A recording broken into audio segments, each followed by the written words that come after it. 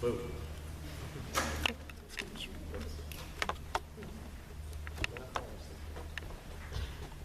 of our panelists also runs the house here, so get her job done and coming up here.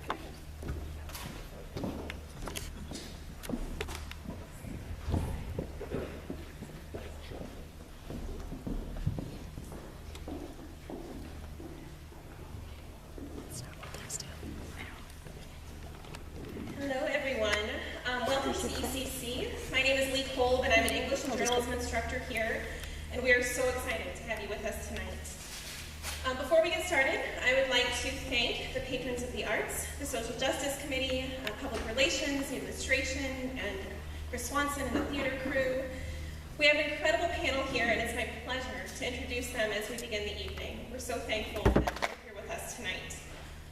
After I introduce them and give their bios, Ben Stout, our moderator, will take over, and each panelist will give brief remarks, and then we will open up the floor to the audience for discussion. You can either pose questions from your seats. It's usually pretty easy to hear one another. I'll also have index cards, so if you'd like to write down a question, I'll kind of be looking and just indicate that, and I will pass you an index card and then bring it to Ben. We look forward tonight to providing a safe and welcoming environment for discussion for all. So it's now my pleasure to introduce our panelists. Ben Stout, who's in the shadows right now, he'll be our moderator tonight. Ben is a native of Mesa, Arizona. He studied at the University of Central Oklahoma, majoring in French and minoring in German and theater. He earned his master's degree in French from St. Louis University, and he is the French teacher at Washington High School, where he formed the school's GSA, the Blue Jay Alliance. Ben lives in St. Louis with his partner, John. Jill Aul. Jill received her Bachelor of Science degree in Early Childhood Education from the University of Pittsburgh and did graduate studies at the University of Missouri, St. Louis. She retired in 2011 after working for 30 years as a public school teacher in the Francis Howell School District in St. Charles, Missouri. Jill founded the St. Charles chapter of PFLAG, Parents, Families, and Friends of Lesbians and Gays, in 2005, along with her spouse, Bill, and has been its president ever since. The chapter received the St. Charles County Social Justice Award in 2006, the Jim Heffer Award from Pride St. Louis in 2015, and the PFLAG National Education Award for 2015. Officers of the chapter, along with others, are the organizers of Pride St. Charles. Jill and Bill Aul were the 2015 recipients of the Sage Advocates of the Year Award. Jill was nominated as LGBT Activist of the Year for the Vital Voice magazine's The Voice Your Choice Awards in 2015. Jill also served as the volunteer coordinator and as vice president of its board of directors for the LGBT Center of St. Louis from 2011 to 2014. She is the president of the Ethical Society Mid-Rivers and also serves as a relational volunteer for Senior Connections. Jill and Bill are the proud parents of two sons, Emerson and Brady. Dean Rosen. Dean Rosen is a clinical psychologist in independent practice in West St. Louis County for the past 25 years on a full-time basis. He has also been president of St. Louis PFLAG for many years, showing his support for the LGBT community since his own son came out at 16 more than 20 years ago. Dr. Rosen treats many transgender youth and adults, as well as their families. He has trained widely on issues of sexual orientation and sexual identity. His broad experience encompasses many of the conditions that can be comorbid or accompany a gender dysphoria and sexual orientation struggles, including anxiety, substance abuse, bipolar disorder, personality disorders, crisis management, and family conflicts. Chad Greife. Chad is originally from Beaufort, Missouri. He went to Immaculate Conception grade school from kindergarten to 8th grade. He went to Union High School and graduated in 1997. He attended ECC for 2 years under a theater scholarship after high school. After ECC, Chad went to MSU in Springfield, Missouri. He got a degree in education with an emphasis in art. After university, Chad moved to Indianapolis and taught for 3 years elementary art, all the while marching professional drum and bugle corps and world-class winter guards. In this time, he captured 3 world champion titles. He then moved to Las Vegas, teaching and performing on the Vegas Strip for 2 years. Chad moved back to Indy to bartend and do more dance and theater performances. And after Indy the second time, Chad moved to Portland, Oregon for a year. He worked on their local and diverse art scene, After Portland, Chad wanted to travel the world, so he started backpacking all over Australia. He lived and traveled there for 1 year. He continued to travel to 15 other countries, making a trip all the way around the world. Chad made it back home in Beaufort from his travels 5 years ago. He got a job in the Washington School District teaching elementary art and has been teaching there for the last 4 years. He is very involved in color guard at WHS and community theater at ECC. He is currently living in Washington and getting his master's degree at Fontbonne University in studio art. He is engaged to a wonderful man, Scott, and plans on getting married in July 2016. Jamie Axton. Jamie Joan Axton is a musician, activist, and transgender woman. She is originally from Union, Missouri, but grew up in Washington, Missouri. Jamie began playing guitar at the age of 12 and began writing songs shortly afterward. She went to Union High School until 2008, when she completed ECC's GED program. Jamie then briefly attended Northwest Missouri State University in 2011 before leaving college to pursue a career in music. Jamie has played guitar and sung at the front of her band Naked Strangers since May 2012, and the group has opened up for several national touring acts. Jamie also writes and performs music on her own. On June 27, 2015, Jamie performed and spoke at Tower Grove Pride Festival to celebrate the passage of marriage equality and to raise awareness for transgender issues. On September 4th, 2015, Jamie gave a brief speech and performed her music at a televised rally for transgender representation in Hillsborough, Missouri. Jamie is involved in LGBTQ activism and works in solidarity with organizations that promote acceptance, tolerance, and understanding. Jamie plans to move to Denver, Colorado the next year to further her career in music and continue working in LGBTQ activism. Logan Sayf. Logan Sayf is a 40-plus-year-old trans man who has been a resident of Franklin County for most of his life. He is a graduate of St. Francis Borgia High School and East Central College. Logan has 4 children, all of whom have been raised in Franklin County and attended school locally. He transitioned openly here, meeting with his children's teachers and school staff to make things as smooth as possible for his children. Logan formally started his transition 9 years ago this month with his first shot of testosterone. His story began almost 3 full decades before that, when he refused to use the girls' bathroom even in kindergarten. In 2007, he was on the front page of The Vital Voice, speaking out against discrimination he had personally faced from the gay community as a trans person. He's been on talk radio, discussing what it's like to be a gay trans man. He has served at panels at 3 community colleges in Missouri, as well as University of Missouri and Stevens College. Logan has also taken part in multiple, quote, Ask a Trans Person Anything panels facilitated by the LGBT Center of St. Louis and Sex Positive St. Louis. In addition, he has presented on methods for positive, caring treatment of trans patients to medical students at Washington University. Logan has marched every year since 2007 in the St. Louis Pride Parade.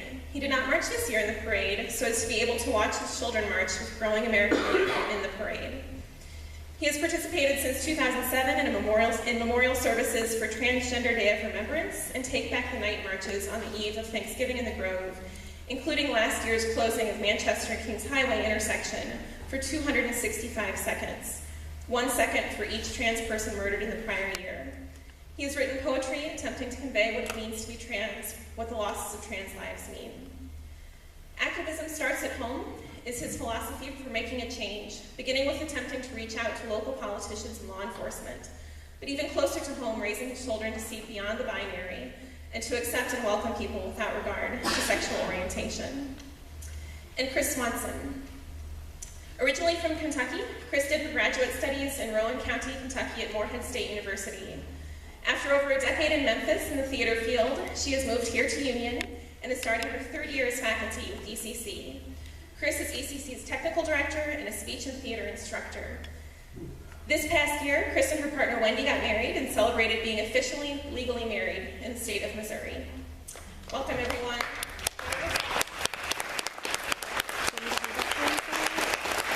And before I get the mic over, I also wanted to point you, when you leave, there's a table full of resources.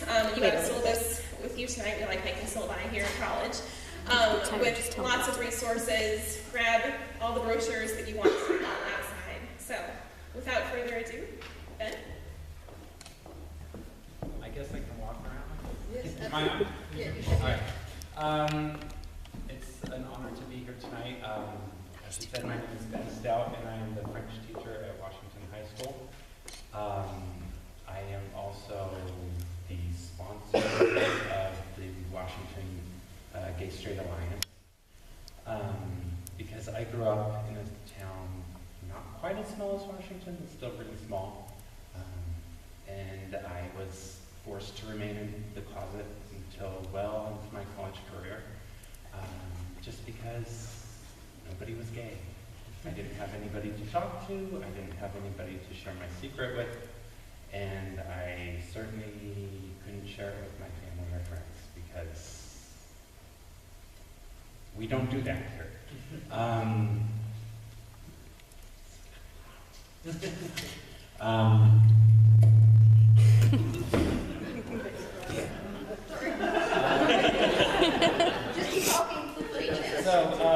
When I got to Washington really reminded me of my hometown and my home high school. And as you know, at the high school we have to stand and watch the kids, make sure they don't get into trouble while they're going between classes. And so I got a good look at all of the kids that were walking around. And I don't know if they know this, but we can spot gay people a mile away. Okay. And so I saw that there were a lot of kids that were going through what I went through, and a lot of them looked very sad. A lot of them looked lost, confused, sad, lonely, and so we started the GSA with mixed support from the faculty, but we have a very strong group there, and over the past few years that I've been there, I've been able to have students of mine tell me that they were gay or bi or trans, and I was the first person that they ever told. And I remember the first person I ever told, that was just like a huge burden off of my shoulders, and it's been awesome to see how they grow after the first time they tell someone. Because with every person, it's hard, but it gets a little bit easier, and they're able to have more confidence and enjoy life more. Coming out brings a whole new bag of problems for them, but it's been cool having that kind of support group, knowing that they don't have to go through it alone anymore like I did. And I am really glad that we are having this panel discussion tonight so that the whole community can see, you know, that people all around them are going through this, and that it's not an isolated phenomenon, it's all around us. So thank you for coming tonight. And I guess we're going to go down the aisle, I guess? Sure. Dean, would you like to start? Sure. Again, Dean Rosen. I'm a psychologist in St. Louis County. My gay son is now 37, and he came out in 1995, 20 years ago. It wasn't a surprise. He was one of those kids that you knew at 5, and but still it was unsettling. You know, you're just forced to face what you kind of know, but it changes your mental map. And of course, my son was on fire when he came out. He was like a volcano erupting. Couldn't stop talking about it. And one of the first things I said to him was, you know, your sister, who was like 9 at the time, I said, you know, maybe she's not ready to hear all of this. Just kind of tone it down. And because of course she didn't like hearing her older brothers, you know, cuss or talk about gross boy things. So I thought, well, she couldn't handle this gay thing. And a couple of nights later at the dinner table, she stopped and said, what's with this gay thing? And my ears perked up. And she says, I don't get it. What's the big deal? And so then I relaxed. And my son dragged us to our first PFLAG meeting. And PFLAG used to stand for Parents, Families, and Friends of Lesbians and Gays. They're trying to get away from that because they're also trans inclusive. And it began, in about 1970, when a lone mother at a gay pride parade in New York carried a sign saying, "I'm proud of my gay son." And people came up to her with tears, "Geez, I can't believe a parent is here. Will you talk to my parents? I wish I had a parent like you." And before you know it, a group of parents started meeting. And this same story got repeated in multiple cities, and it got repeated in St. Louis in 1977. Still pretty early in the gay rights movement. Members of our P-Flag group marched at the first gay pride parade in St. Louis City, and some people, they said, had paper bags over their head because they knew the media was there filming, and they were so afraid to have their face shown on the media. It was such a different world back then. I love telling that story. And even my son, who became a big activist and wanted to change the world for gay youth, and he met with his principal in 1995, with his mother, to start a GSA, and the principal said, "Oh, we can't do that, that's too controversial." And of course she misspoke, because there are federal laws protecting the rights of organizations to form in high schools. And the most interesting thing about that federal law is that it came about in the 1980s in the Reagan administration when religious groups wanted protection so that they could form good news gospel groups in the high schools. So there's a federal law now that allows all groups to be formed in high schools. And initially, high schools really fought it, and they all lost legally. But my son himself can't get over how much the world has changed in these 20 years. The fact that there are GSAs in so many schools. And I remember attending a GSA local conference at Jill's school system, Francis Howell, and people couldn't get over that St. Charles County, had gay people. And the world has changed. And small towns, of course, like to believe we don't have that here. And of course, that has changed. So I guess that's all I'm going to say for right now. I'll let the other panelists talk. My name is Chad Greife. I first want to thank East Central College, Leigh, for putting this together. This is really kind of a dream come true. I never thought in a million years that this would actually be happening, that I would be actually a part of this. Because I am from this area. I went to Union and went to school here at East Central, and I remember I came out in '97, so it's been right about 18 years, and I was 18 when I came out, so I've officially been out of the closet about the same amount of time that I was in the closet, which is kind of like a birthday celebration. If you know what it's like to come out of the closet, it's quite a freeing experience. Nobody bakes you a cake. No, unfortunately. I wish, though. I mean, I'll eat a Twinkie, though, and it's fine. But we do throw a party for straight kids when they come out as straight. It's called prom.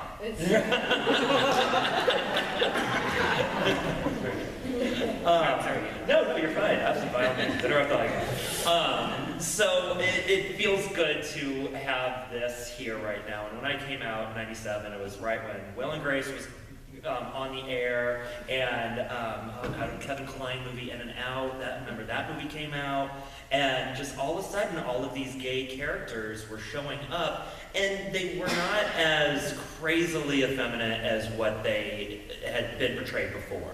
That these were people who actually had lives. And one of my, kind of favorite mantras or just ideals is that in order to be really making a difference in the community, you don't have to be out there picketing and raising signs. You just be out. That's it. Just be out and be yourself. And people then realize, oh, put your pants on one leg at a time, just like I do. You have to pay your bills just like I do. You have to go through all of these things just like I do. So it's just been nice also coming back home from traveling. I've lived in Vegas and Australia and been all over the place, that it is really great being back in this community. And I feel very, very blessed. Of course, there's been some things in being in small town, but a lot of it's been very quiet and very hush. I've never heard anything to my face. A lot of it's always been, well, this person said this, and I'm like, what are you gonna do? Most of the time, it's been extremely